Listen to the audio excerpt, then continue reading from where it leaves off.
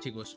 Bueno, ¿qué es lo que traemos hoy para la presentación? Es traer y abordar el aspecto de los resultados empresariales. Hemos visto cómo las grandes tecnologías generan un movimiento alcista y yo sé que ustedes están en el mercado, se han expuesto a gran confusión, en donde se espera que una caída de la actividad económica traiga consigo un aumento en los activos de riesgo. No fue así. Vemos cómo el mercado ahora descuenta mayores subidas de tasas, pero vemos que las empresas continúan mostrando buenos resultados. Veíamos divergencia en la reacción con Tesla, Meta, y suele ser gran incertidumbre.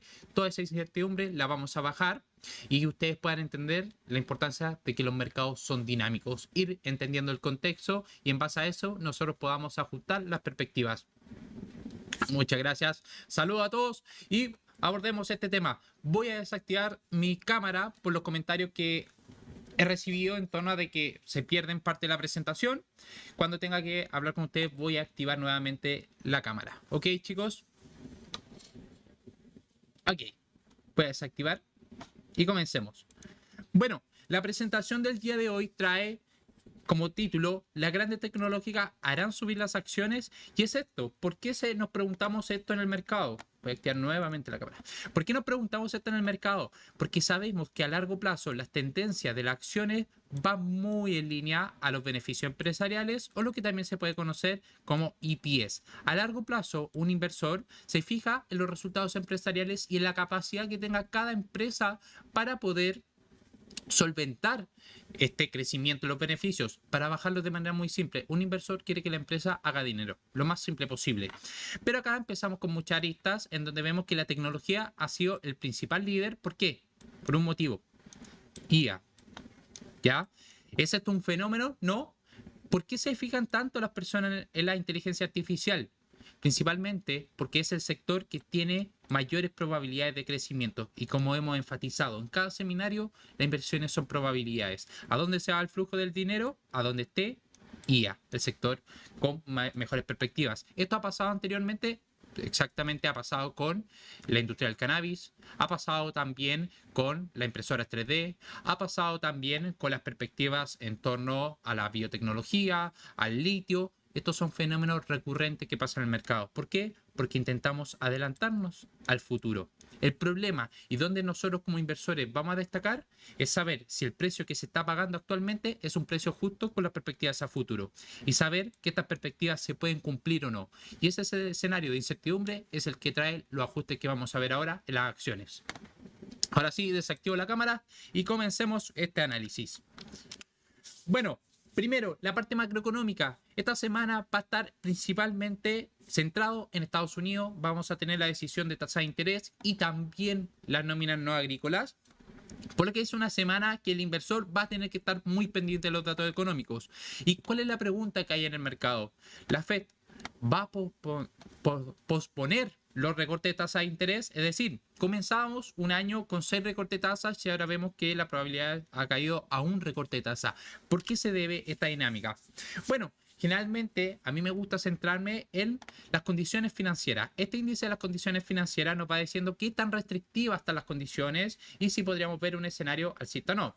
Para hacerlo simple, tenemos la línea cero, en donde vemos que cuando el precio está por sobre esta, las condiciones financieras son favorables.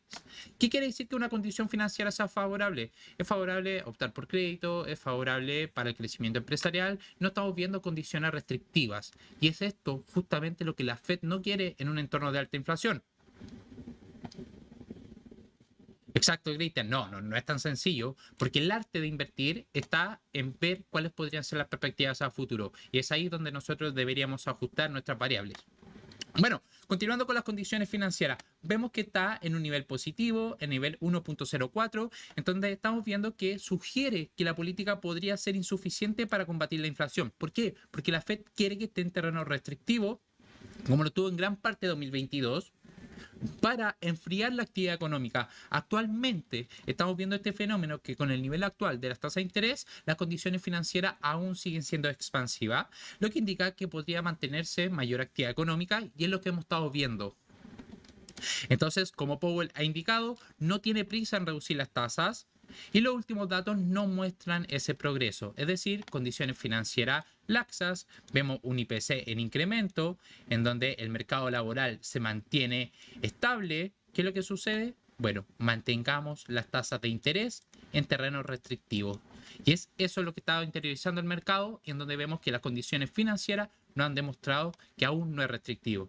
Pero cuidado, cuando llega un choque en el mercado, tiende a traer grandes caídas en las condiciones financieras, por lo que trae ese alivio. Entonces, esto es solo un dato para tener en cuenta cuál podría ser el escenario en que se encuentran los mandatarios de la política monetaria.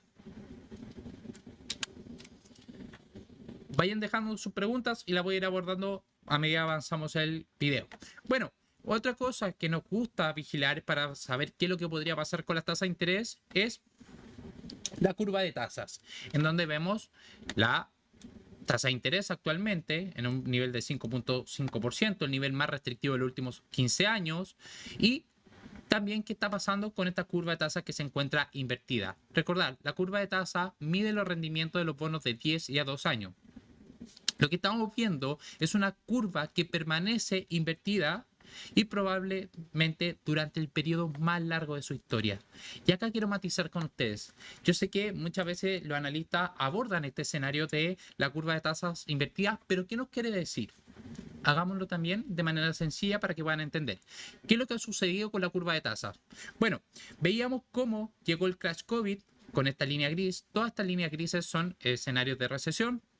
Llegó el crash COVID y vemos una política monetaria expansiva, esta línea azul. Baja la tasa de interés para incentivar el consumo. Bueno, vimos una política cercana al 0%, lo que llevó a mayores presiones inflacionarias, lo que tuvo que intervenir la Reserva Federal con subida de tasa de interés. Esta es la subida de tasa de interés más empinada de la historia, es decir, la subida de tasa más acelerada en el último tiempo. No es el nivel más alto, pero sí una de las más aceleradas. Nuestra incertidumbre como inversionista está en cómo esto se va a trasladar a la economía. Y para eso nosotros vamos a la curva de tasa, que decir, va a medir la diferencia entre el rendimiento de los bonos a 2 años, que está muy ligado a la tasa de interés actual, con el rendimiento de los bonos a 10 años, que está ligado a las perspectivas económicas. Entonces, esta tiene como referencia la política monetaria restrictiva y esta es la perspectivas económicas. Lo que nosotros estamos viendo cuando la curva de tasa comienza a invertirse y está en terreno negativo, lo que nos quiere decir es que el spread es negativo. Es decir, en un contexto que te da 5%, este podría estar dando un 4%, el bono a 10 años, lo que indica que el diferencial es menos 1%. Es decir, los bonos a 2 años me dan más rentabilidad que exponerme a un bono a 10 años. Y acá es cuando entra el sentido común. ¿Por qué yo como inversor me voy a exponer a una deuda de largo plazo, siendo que la deuda de corto plazo me da mejores rendimientos? Bueno, eso es lo que nos está indicando un desequilibrio financiero. Y cuando nosotros lo miramos por el lado de la banca, que es el sistema financiero actual, vemos que la banca se endeuda a corto plazo y presta sus principales créditos a largo plazo. Entonces, lo que decimos nosotros, hey, acá hay un desequilibrio financiero en el cual podría traer un escenario de crisis financiera, porque el escenario actual no es sostenible para el sistema financiero.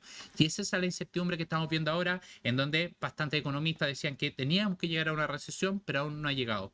Nuestra incertidumbre como analistas es cómo esta subida de tasa va a afectar a la economía. Y es por eso es que hay tanta incertidumbre qué es lo que va a pasar con las tasas de interés. Continuemos.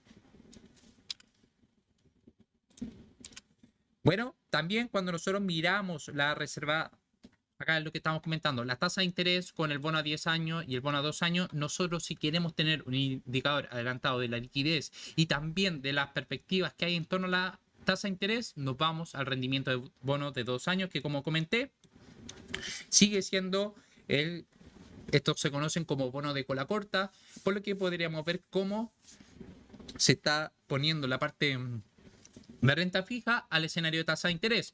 Lo que estamos viendo es que la tasa de interés a 2 años ha puesto a niveles cercanos del 5%. En este contexto, vemos cómo la tasa sigue siendo restrictiva y no hay mucho margen para que la Fed pueda recortar las tasas, al menos a corto plazo. Cuando miramos el petróleo para ver la presión inflacionaria, estamos viendo un repunte del petróleo y es un factor cada vez más importante para dos escenarios, para la prima de riesgo geopolítica y también para la presión inflacionaria. Si no cae la actividad económica, se demanda más petróleo. es decir, sube el petróleo. Si hay un incremento en el riesgo geopolítico, sube el petróleo, lo que se podría trasladar a un IPC más alto. En este escenario es lo que la Fed quiere evitar. Y es por eso que cuando nosotros rastreamos el indicador económico queremos ver caída en la actividad económica moderada, que no nos dé un riesgo de recesión y también que no haya conflictos geopolíticos. Y esas son las dinámicas que se ha llevado. ¿Por qué? Porque el mercado está muy interesado en qué va a pasar con el IPC para trasladarlo a las tasas de interés.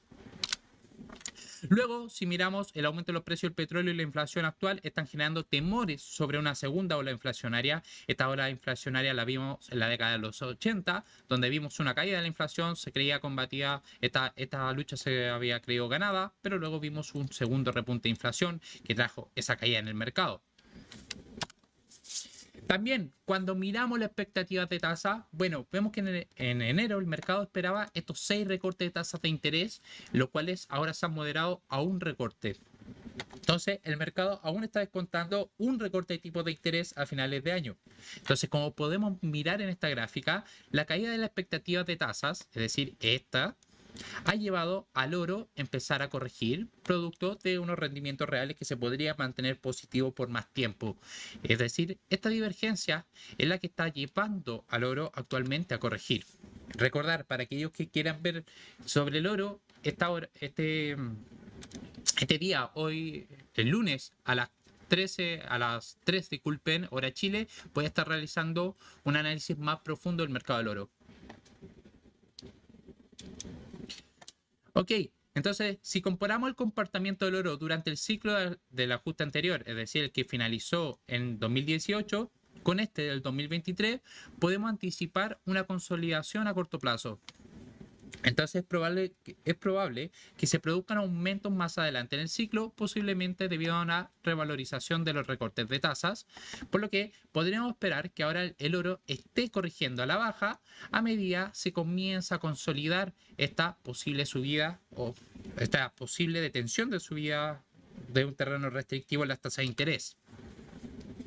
Entonces, ¿qué es lo que está descontando el mercado? Ahora vemos solo una probabilidad del 75% de que se produzca un recorte de tasas en septiembre. Y ustedes han seguido nuestro análisis cómo esto ha sido de gran volatilidad las perspectivas de recorte.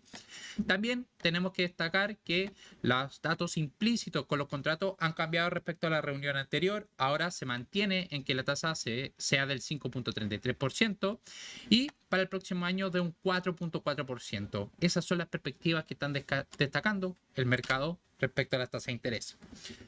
¿Qué esperamos para la nómina no agrícola? Bueno, este es el contexto actual en donde vemos una clara divergencia en los empleos abiertos, es decir, esta la encuesta JOLTS, versus los datos de nóminas no agrícolas, en donde estamos viendo que las vacantes abiertas han dejado de caer recientemente, se han moderado, mientras que las NFP siguen aumentando. Se espera que el informe de abril muestre un resultado moderadamente bueno con la lectura de 200.000 datos de creación de empleo, es decir, que continúe esta brecha que hemos estado viendo últimamente. Voy a estar respondiendo ahora a sus consultas y continuamos con la presentación macro. La última pregunta, ¿este año de elecciones crees que bajarán las tasas? Bueno, el componente, cuando nosotros miramos la economía, nos vamos a el Banco Central, que tiende a ser un organismo independiente, pero sabemos que muchas veces se interfiere en la política en torno al Banco Central. Lo que quiere la política es que llegue a unas condiciones financieras más laxas, por lo que necesitarían un recorte de tasa de interés. Si nosotros vemos que suceda eso, podríamos esperar ese recorte en septiembre, que para cuando se inicien estas tasas de interés se vea un escenario más favorable para la economía, sin saber si es lo más eficiente para contener la inflación. Cristian nos pregunta, ¿muchas empresas entonces no van a poder pagar sus deudas a largo plazo? Exactamente, es el temor de que unas tasas de interés se mantengan altas, sube el coste de financiación, sube el coste de la deuda, en donde ¿cuál es el índice que más sufre? El Russell 2000. Muchas gracias, Raúl, por tu comentario. Podríamos ver el cacao, lo que está pasando son efectos climatológicos en donde hemos visto fuertes lluvias y ya han llevado al cacao a corregir fuertemente. Recordar, era un efecto de escasez en la demanda y estas lluvias han incentivado la posibilidad de restaurar la oferta de cacao. ¿Consideras que por ser año electoral sí bajarán las tasas? Mira, generalmente cuando vemos años electorales vemos movimientos muy volátiles en los índices. Considero que sí se van a recortar las tasas en 2024. Mi escenario base es al menos ver un recorte, pero acá intento que el factor política no interfiera en mi análisis, ¿ok? Pero sí tiende a ser un... Al menos mantengan que la política podría presionar a que se vean esos recortes de tasa de interés, y ya lo vimos con Biden sugiriendo que Powell realice un recorte de la tasa de interés. Continuamos con la presentación. Bueno, ¿qué ha pasado con los resultados empresariales? Vamos a hacerlo breve para que se entienda de manera simple. Bueno, en Tesla vimos algo que los inversores value dicen que es lo que está sucediendo. Vimos caída en lo que esperaba el mercado, pero sin embargo la empresa pudo revalorizarse en las sesiones posteriores. Actualmente está subiendo un 10% producto de este informe que dice que podrían estar llegando a un acuerdo para trabajar con Baidu en China. Vimos cómo se publicaron los resultados empresariales, los que no cumplieron con la expectativa. Vemos una decepción en los ingresos, que no fueron capaces de cumplirlo, y la caída de aproximadamente el 90% en el flujo de caja operativo, que muestra un impacto en los recortes de precio. Sin embargo, donde estuvo el sustento para que las acciones de Tesla se vieran beneficiadas, en que anunció mejoras y la introducción de nuevos modelos en el futuro y que iba a acelerar estas perspectivas. Lo que hace el inversor dice, bien, ya me diste resultados negativos. ¿Cuál es el futuro que tú esperas? Bueno, le gustó este resultado y vimos un incremento al alza. La parte cuantitativa acá fue muy importante. El interés corto en la acción de Tesla estaba en máximo. Es decir, había muchas posiciones put. En un escenario que el resultado fue positivo, se cierran estas posiciones, lo que ayuda a incrementar este precio. Meta Platform, resultados diferentes a los de Tesla, es decir, vimos un incremento en los resultados empresariales, veíamos cómo superó y se pudo distanciar de Tesla en las perspectivas de beneficio, llegaron con los resultados, pero vemos cómo el mercado castigó a la compañía tras indicar que espera mayores costes para todo el año en comparación con las previsiones anteriores. Entonces, estas malas previsiones llevaron a los inversionistas a decidir vender la acción, la cual cayó cercano a un 15% luego de los resultados empresariales. Alphabet, acá ya empezamos con resultados bastante buenos, donde todos los datos superaron las expectativas, reportó un fuerte crecimiento en los ingresos del 15% y una mejora significativa en su margen operativo. Esto es muy importante para los inversores, ya que nos va indicando cuál es su ventaja competitiva. ¿Cuál era la incertidumbre? El chatbot, o sea, ChatGPT, con la inteligencia artificial que podría reemplazar Alphabet. Ahora lo que hemos visto en el escenario de Google Chrome es que el ChatGPT se está ocupando en las extensiones de Google Chrome y continúa liderando Alphabet, lo que ha llevado a esa mejora en los márgenes. También vemos que ha decidido recomprar las acciones, que esto es un factor bastante relevante para los inversionistas, y declaró su primer dividendo de $0.2 por acción. Sin embargo, el lado más negativo es que se espera una desaceleración en el crecimiento de los ingresos en los próximos trimestres. Microsoft, otra empresa de gran calidad, el cual reportó buenos resultados. Vimos que los resultados para el primer trimestre de 2024 fueron mejor que la expectativa en prácticamente todos los aspectos. Microsoft es una empresa de excelencia. Vemos que cada uno de los segmentos reportó ingreso y ganancia operativa mejor de lo esperado, y el segmento de la nube sigue siendo muy fuerte. Acá hay mucha atención por parte de los inversores. También cuando vemos el servicio de Azure, vemos que ya son utilizados por más del 65% de las empresas de Fortune 500. Esa ha sido la dinámica en torno a los resultados empresariales, y continúan la semana con mayor sorpresa en los beneficios empresariales, partiendo con Amazon, que será el próximo gran empresa en presentar resultados en Wall Street. Lo tendremos el martes después de la sesión. ¿Qué se espera para el informe de la empresa? Bueno, se espera que el margen operativo pueda aumentar gracias a la eficiencia de los costos y la contribución de la publicidad, más de un 104% interanual. Las ventas del primer trimestre puedan crecer un 12% y las ventas de AWS, incluyendo la divisa, puedan crecer un 13%. ¿Cuáles son los comentarios claves? En el último informe, frases relacionadas a la inteligencia artificial fueron mencionadas 30 veces. Sigue ese optimismo en torno a la inteligencia artificial. Y los inversores para estar atentos a las actualizaciones sobre la implementación del anuncio de Prime Video, el sector que podría generar alrededor de 6.500 millones. Es ahí donde van a estar la atención por parte de los resultados de Amazon. Otra gran empresa es Apple, la empresa con mayor capitalización. Recordar, si tú no eres inversor en esta empresa, igual crea volatilidad en los índices.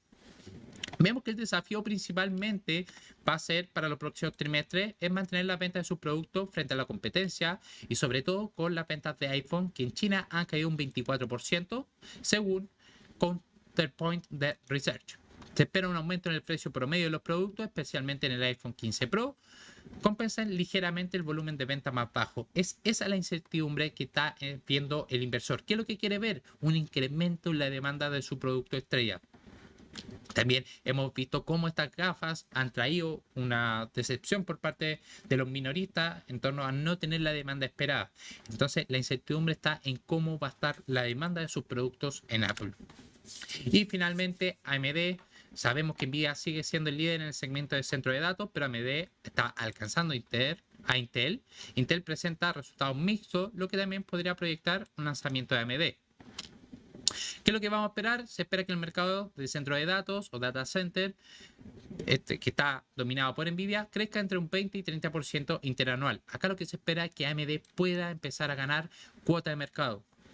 Tenemos la última GPU de AMD que muestra una clara demanda por parte de los consumidores, lo que también podría traer beneficios por parte a la empresa, en donde vemos que grandes empresas como Oracle, Meta y Microsoft están liderando esas perspectivas de mayor demanda en el producto.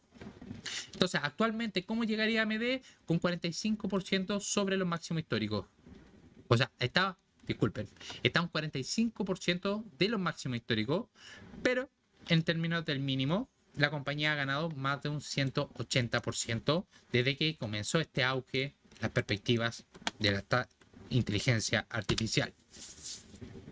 Si actualizamos los datos macros, tenemos el dato de IPC centrado en este PC. ¿Qué es lo que estamos viendo y qué es lo que ha generado esta incertidumbre? Es este movimiento, cómo el IPC ha tendido al alza y el PCE igualmente ha mostrado una desaceleración en la caída. Estos han sido datos que han generado incertidumbre por parte del mercado. Cuando nosotros veíamos también el GDP, que es el Producto Interno Bruto, vimos un incremento en la actividad económica, pero fue menor a lo esperado, es decir, un enfriamiento en la economía. Sin embargo, cuando vimos el deflactor del PIB, esto generó la incertidumbre por parte del mercado tras un incremento. Esta es la tasa de GDP que estamos viendo, que se está enfriando la economía, pero en un entorno que los datos inflacionarios están saliendo al alza, el inversor comienza a temer por el escenario de esta inflación. Entonces, ¿qué ha sido lo principal que se atribuye al Producto Interno Bruto a este crecimiento del 1.6%? La contribución más destacada que vimos fue el gasto del consumidor, pero la demanda ya se encuentra a un nivel mucho más bajo en comparación con un periodo post-pandemia. Es decir, hay debilidad en el consumidor, pero se mantiene estable. También vemos un incremento en la inversión privada, lo que puede sugerir un repunte de las acciones en los próximos trimestres. Pero, por otro lado, la alta tasa de interés de Estados Unidos puede limitar la inversión durante el resto del año. Es esa la divergencia que está viendo el mercado. Una actividad económica que crece, si bien de manera moderada, pero unas tasas de interés restrictivas que debiesen llevar a este factor a caer. Y bueno, ¿cuáles son los cambios, los factores clave en términos anualizados? Cabe destacar el muy fuerte repunte en las importaciones que no se evidenció en trimestres anteriores. Y en vista de ello, es posible que en los próximos trimestres la contribución de las exportaciones netas no sea tan negativa como lo ha sido recientemente. Ahora, si vemos los pedidos de bienes duraderos, superaron ligeramente la expectativa, otro indicador de mayor actividad económica, lo que indica una ligera mejora en la demanda industrial, este sector industrial que suele ser mucho más sensible con las tasas de interés. El PMI manufacturero, también vemos cómo las principales economías del mundo fueron peor de lo esperado, y el informe de abril indicó un nuevo debilitamiento en el sentimiento empresarial. El sector manufactura, si bien está en terreno contractivo en las principales economías, estamos esperando que en Europa comience ese repunte en el sector manufacturero. El PMI de servicios, que representa aproximadamente el 80% de la economía desarrollada, está en un escenario que no es restrictivo. ¿Ya? Es esto lo que ha estado aguantando la economía, el sector de servicios. Y esta semana aquí lo que vamos a tener, continúan los resultados empresariales con Amazon y Apple entregando, y los resultados de Nvidia tendrán que esperar más, que será el 22 de mayo. Y los gráficos más relevantes, ya nos vamos a analizar la extension y a responder sus dudas. Bueno, les traje estas gráficas de China para que entendamos qué es lo que está pasando en el mercado chino. Las acciones chinas están experimentando una fuerte recuperación la semana pasada, liderada por el sector tecnológico. Vemos cómo el índice CSI 300 cerró por encima de su media móvil de 200 periodos, lo que da a entender a los analistas técnicos de un posible inicio de esta tendencia alcista. Los fondos de cobertura han estado comprando acciones chinas, aunque la asignación neta aún están cerca de los mínimos históricos. Y el posicionamiento de fondos de cobertura y fondos mutuos en China sigue siendo bajo, es decir, aún hay probabilidad de que se comience a incorporar estos fondos y a traer un escenario más positivo a las acciones chinas. Las valoraciones de las acciones chinas siguen siendo bajas en comparación con los promedios históricos, es decir, en factor fundamental. Vemos que siguen siendo infravaloradas respecto a su media histórica. Las empresas de tecnología y consumo son los sectores principales que están viendo mejores en China, este escenario. Y la relación entre China y el precio del cobre está generando interés con una posible influencia mutua entre ambos. Y finalmente el Prime Book de Goldman Sachs, esto que nos dice que están haciendo sus manos fuertes. Vemos que los fondos de cobertura han comprado acciones tecnológicas estadounidenses, están volviendo a entrar a este mercado durante los últimos 11 días consecutivos y las 4 semanas. La compra neta teórica de la semana pasada fue mayor desde el 22 de diciembre y se encuentra en el percentil 99 en comparación con los últimos 5 años. Casi todos los subsectores, excepto equipos de comunicación, recibieron compras netas, es decir, las manos fuertes se están exponiendo al mercado de acciones. Y la asignación neta a semiconductores y equipos de semiconductores alcanzó un 4.4%. Estamos viendo cómo los inversores manos fuertes siguen exponiéndose al mercado. Ok, ahora voy a dar paso a responder sus consultas y ya nos vamos a la extension. Vamos a ver el yen japonés. Vamos a revisar el cobre, que lo seguimos todas las semanas, así que no, descuida de eso. Cristian, ¿aún hay posibilidad de subirse al tren de la IA? Bueno, a nivel especulativo, ¿cuál es el beneficio de la empresa que tiene inteligencia artificial? Es que hay mucho flujo de dinero. Entonces, un inversor especulativo lo que busca es que haya ese flujo de dinero que genera volatilidad. Sin embargo, cuando vemos una orientación a mediano plazo, la valoración que tienen las acciones tecnológicas son muy ajustadas. Es decir, se está asignando un ratio PER, un ratio Enterprise Value Free Cash Flow muy alto, lo que indica que estarías asumiendo un mayor riesgo. En lo personal, no veo mucho margen de seguridad en la empresa tecnológica. Ignacio, ¿tú crees que después de la quiebra de Republic First Bank continúen las quiebras de pequeños bancos? Sí, sí. De hecho, es un tema que hemos estado comentando, que los bancos regionales siguen teniendo un deterioro en el balance. ¿Qué es lo que ha logrado solventar? La entrada de liquidez al mercado y también estas perspectivas que mejoran en torno al consumidor. Pero si pensamos a ver retirada y los bancos tengan que hacer efectiva esa pérdida, la banca regional va a ser la primera en sufrir.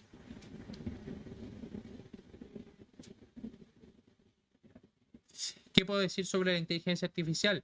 Bueno, entendamos. Quiero que entiendan lo que está pasando en el mercado y como hicimos la referencia. Todos los inversores quieren ganar dinero. Todos los inversores. ¿En dónde hay más probabilidades de ganar dinero? Bueno, en distintos sectores. Tenemos sector financiero, sector petrolero, lo que ustedes quieran, sector tecnológico. ¿Qué es lo que está pasando con la inteligencia artificial? Bueno, llegan los reportes y dicen que la perspectiva para este sector es mucho más optimista que las demás perspectivas. Es decir, hay muchas más probabilidades de que entre mayor dinero y puedan generar mayores beneficios. Entonces, ¿qué hace el inversor? Va a buscar cuáles son las empresas que podrían beneficiarse de esto. ¿Dónde está Nvidia, Meta, Microsoft, todas esas empresas? Entonces vemos que los inversionistas comienzan a entrar, a elevar el flujo de dinero y la acción comienza a subir. El problema es que esa perspectiva de X porcentaje de ganancia ya se va descontando en el precio, que llega a valores PER, por ejemplo, price to earning, a valores que son prohibitivos. Es decir, ¿son buenas empresas? Sí, nadie lo discute. ¿Es un buen sector? Sí, nadie lo discute. El problema es que como inversor estoy comprando con el precio descontado. Y cuando las perspectivas no llegan a lo que espera el mercado, traen fuertes reversiones en su valoración. Y eso lo que hace es que todos sumen su mayor riesgo al comprar empresas a esos niveles.